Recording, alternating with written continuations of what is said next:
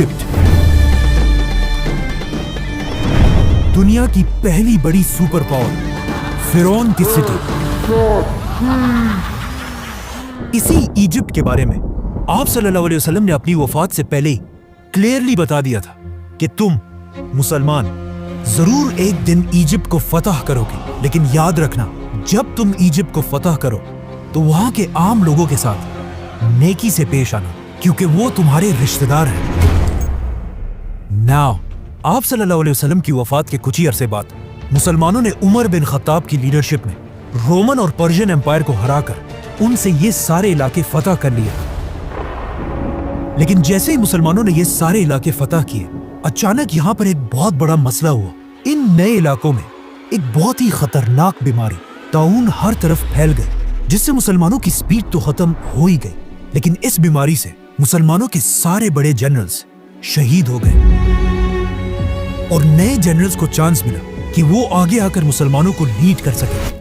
تو اب ان بڑے جنرلز کے شہید ہونے کی وجہ سے حضرت عمر نے ان علاقوں میں نئے جنرلز لگائے اور یہاں پر مسلمانوں کا آرمی چیف عمر بن عاص رضی اللہ تعالیٰ عنہ کو بنایا. عمر بن عاص کے آرمی چیف بننے کے بعد آہستہ آہستہ یہ بیماری ختم ہو گئی، اور جب حضرت عمر کو مدینہ میں اس کا پتہ چلا تو وہ خود حالات کو کنٹرول کرنے کے لیے مدینہ سے مسلمانوں کی فوج کی طرف گئے. لیکن آف کورس جانے سے پہلے انہوں نے مدینہ اور پورے عرب کا کنٹرول حضرت علی رضی اللہ تعالیٰ عنہ کے حوالے کیا. مطلب آف کورس اگر حضرت عمر کو اس سفر میں کچھ ہو جاتا تو آٹومیٹکلی حضرت علی رضی اللہ تعالیٰ عنہ اس پوری امپائر کے نئے خلیفہ بن جاتے.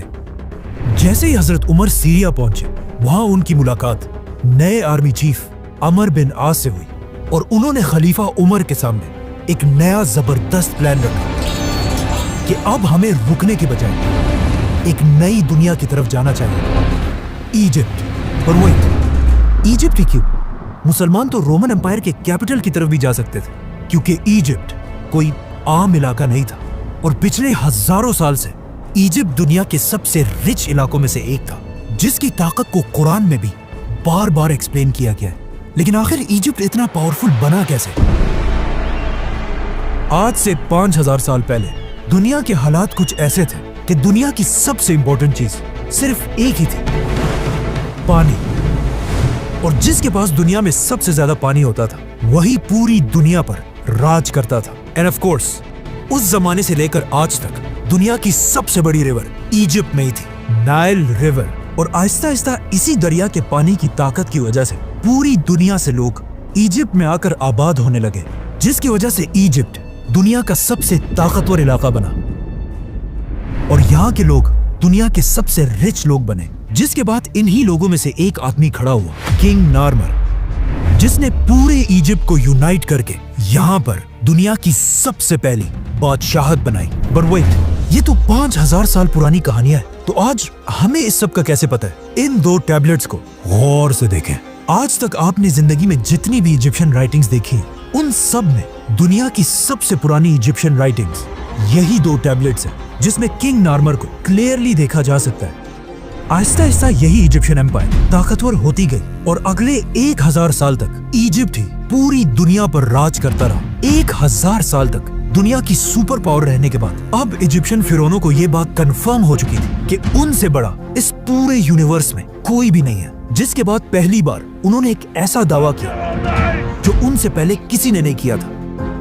ایجپٹ کے فرعون نے اپنے آپ کو بادشاہ نہیں بلکہ خدا کہا، اور ان فرعونوں نے ایجپٹ میں ایک ایسا ریلیجن بنایا کہ فرعون تو دنیا میں ایک خدا ہے، لیکن تم عوام صرف اور صرف تبھی جنت جا سکتے ہو جب تک تم اپنے خدا فرعون کے غلام رہو، تاکہ کبھی بھی ایجپٹ کے لوگ فرعون کے خلاف بغاوت نہ کر سکے. تو اب پورا ایجپٹ فرعونوں کی عبادت کرنے لگا. لیکن آہستہ آہستہ ان فرعونوں کے ریلیجن میں بھی کچھ چینجز آنے لگی، اور آخر یہاں پر ایک بہت ہی عجیب کانسیپٹ آیا کہ ہر فرعون خدا نہیں ہے، بلکہ صرف وہی فرعون خدا رہے گا جس کا جسم اس کے مرنے کے بعد بھی ہمیشہ کے لیے ٹل دی اینڈ آف ٹائم بالکل ٹھیک ٹھاک رہے.